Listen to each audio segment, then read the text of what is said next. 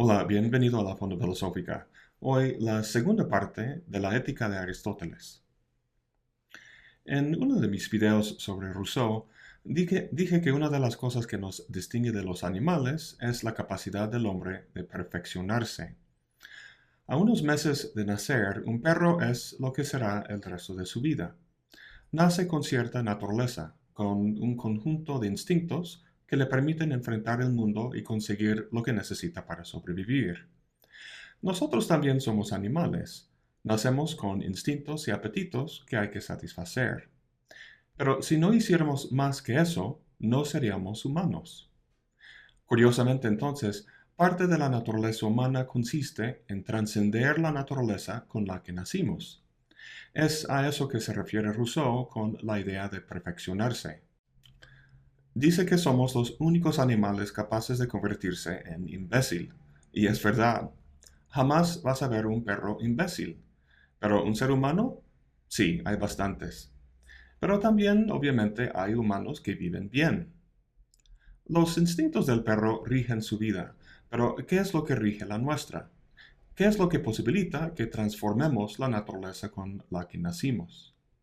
El deseo o apetito con el que cuenta nuestra naturaleza animal no está fijo como el de los perros, sino que puede moldearse, organizarse. Lo que permite esta organización es, como vimos en el último video, la virtud. La virtud es un poder que tienen las cosas para funcionar bien, como la dureza del martillo. En ese sentido, las cosas físicas tienen propiedades que las disponen a actuar de ciertas maneras para cumplir ciertas funciones. Podríamos llamar esas propiedades disposiciones. Estas consisten no solo en propiedades físicas, sino biológicas también.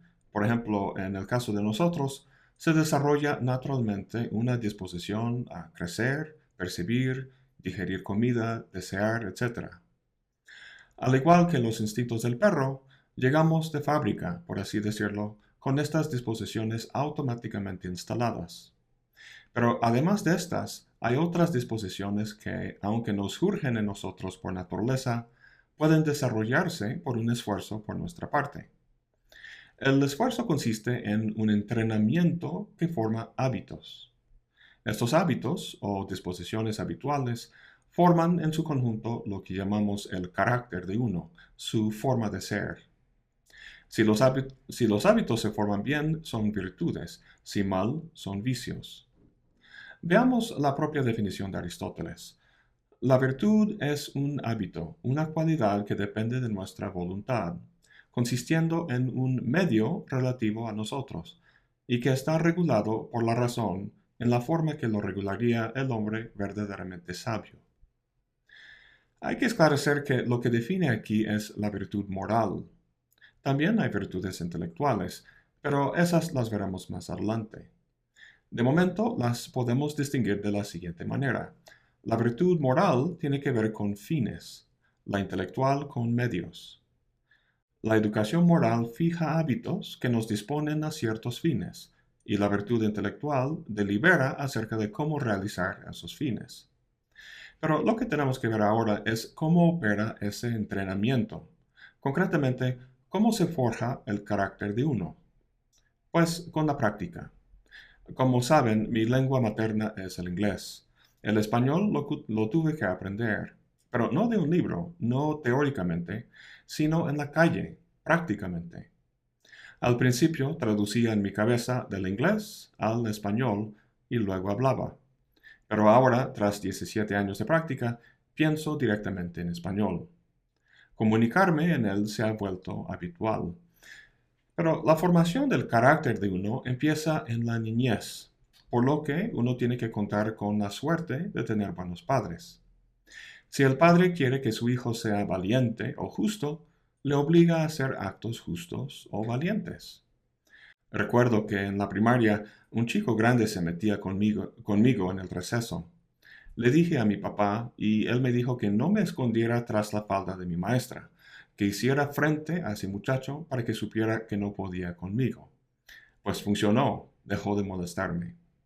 Y recuerdo que una vez encontré una cartera con casi $100. Estaba muy feliz, pero mi madre me dijo que buscara a la persona en el directorio y que se la regresara. En muchísimas situaciones de ese tipo, mis papás fueron forjando mi carácter, habituándome a actuar de cierta forma en ciertas situaciones. Ahora que lo pienso, ese ejemplo de aprender el español no es del todo bueno. Es que lo que se desarrolla ahí es simplemente una habilidad, más no una virtud. ¿Cuál es la diferencia? Pues para juzgar mi habilidad de hablar el español, uno solo tiene que fijarse en el producto, en lo que digo. Si me entiende, hablo bien. Si no, no. Pero para juzgar el carácter de uno, el simple acto es insuficiente. Además de que el acto sea lo indicado en la situación, hay que fijarse en el estado interior de la persona, en cómo se siente al hacer el acto. Imagínate un hombre que da unas monedas a una persona en la calle. ¿Por qué lo hace? Si es por generosidad, lo alabaríamos. Pero imagínate que anda paseando con una chica con quien pretende, y lo hace porque quiere que le vea como buena persona, cuando en realidad quisiera quedarse con su dinero. Pues nada loable, ¿verdad?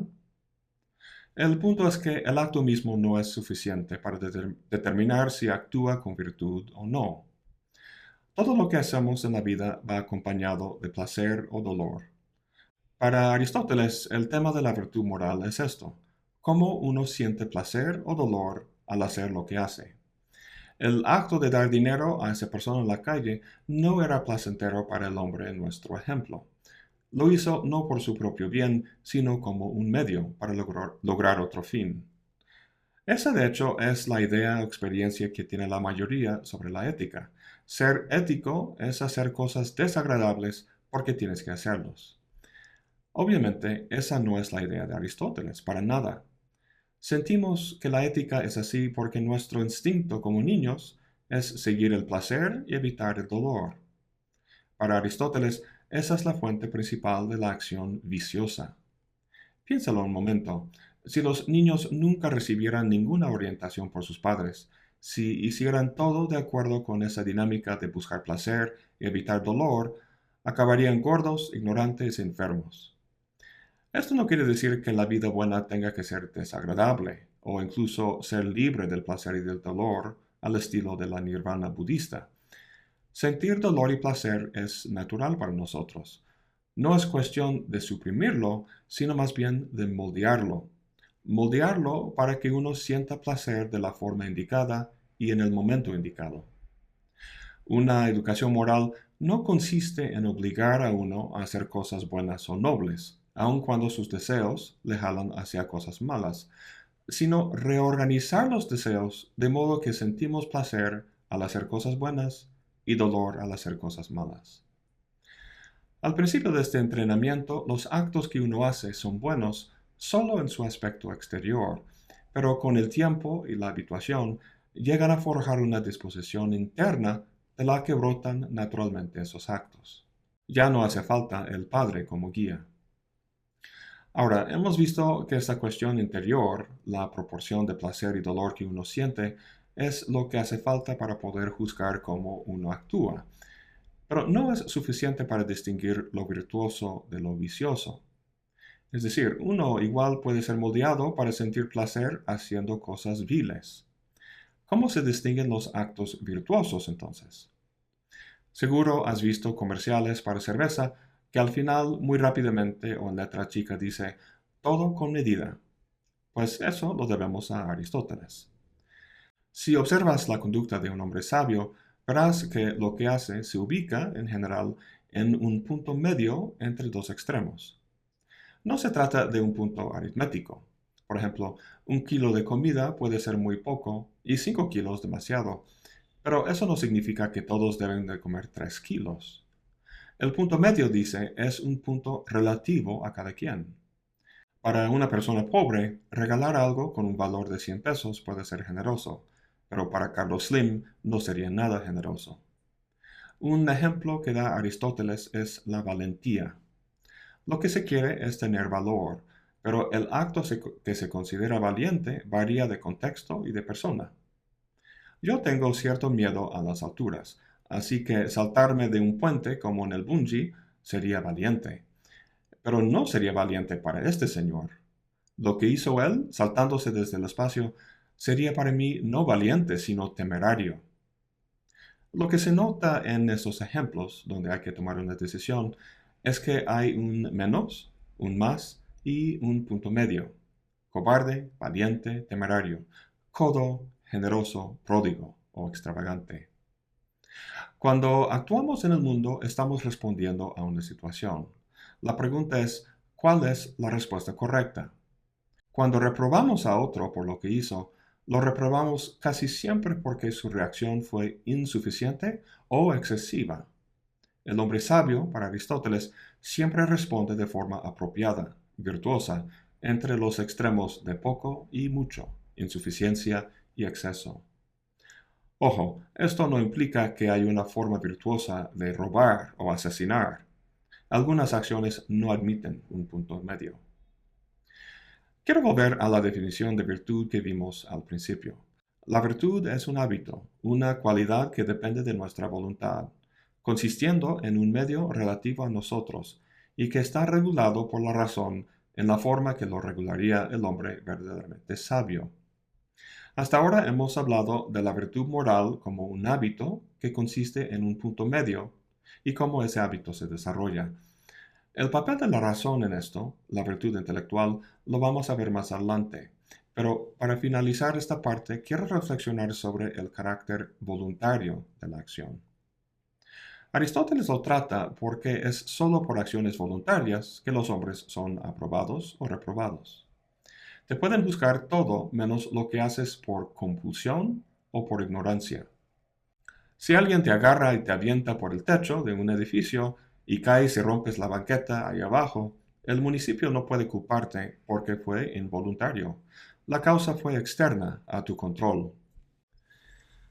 Ay. Si eres un cajero en un banco y un hombre saca una pistola y pide dinero y se lo das, pues técnicamente el acto fue bajo tu control, pero es perdonable porque actuabas por temor a un mal mayor. ¿Y ese pastel que comiste, que había hecho tu madre para el cumpleaños de tu hermano? Pero mamá, no lo pude resistir, estaba fuera de mi control. No, ahí tu mamá tiene razón, eres culpable. Pues de otra forma, nada de lo que hiciéramos por placer podría censurarse o aprobarse. El otro tipo de acto involuntario es aquel que se hace por ignorancia. Imagínate una obra de teatro donde un actor dispara una pistola y mata a otro actor, pero de verdad. Pensaba que era un juguete, pero resultaba ser real. Claramente actuó en ignorancia. Una señal de que actuó así es si después se arrepienta de lo sucedido. Pero imagínate un borracho que sube a su coche y luego atropella a una niña que estaba cruzando la calle. En este caso, ignoraba lo que hacía, es decir, no eligió matarla, no fue una decisión basada en un deseo, y después lo arrepienta. Este caso, sin embargo, no es como el del actor.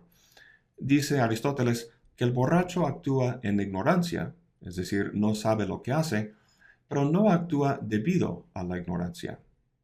La ignorancia puede ser una excusa únicamente cuando se trata de desconocer las circunstancias particulares. Pero la ignorancia del borracho es más profunda. Además del particular, ignora el universal, es decir, lo que es bueno para él, los fines generales que constituyen el vivir bien. Entre ellos no se cuenta emborracharse. Al desarrollar ese hábito, sabía que podía llegar a afectar su juicio y a tener malas consecuencias. De eso sí es culpable. Algo parecido me pasó hace años. Había llegado a Boston a estudiar la maestría y compré un coche de segunda mano y andaba en ella cuando me detuvo una policía. Me dio una infracción por no llevar una calcomanía que comprobaba que el coche había sido inspeccionado. Yo no sabía que hacía falta tal inspección, entonces fui al tribunal para decírselo al juez. ¿Qué me dijo? Ignorancia de la ley no es excusa, y duplicó la multa por haber perdido su tiempo. Aquí vemos la misma situación. Parte de vivir bien en una sociedad es conocer las leyes y obedecerlas. Ignorancia de lo particular puede perdonarse, pero no del universal. Para resumir todo esto, entonces, los actos moralmente relevantes son los voluntarios. Al originar uno el acto y al conocer las circunstancias en las que el acto se lleva a cabo, uno es moralmente responsable de ello. Pero para actuar hace falta no solo la disposición habitual de actuar de cierta forma, sino la habilidad de llevarlo a cabo. Para eso requiere uno de virtudes intelectuales, tema que trataremos en el siguiente video. Bueno, eso es todo por hoy. Gracias por acompañarme. Hasta la próxima y buen provecho.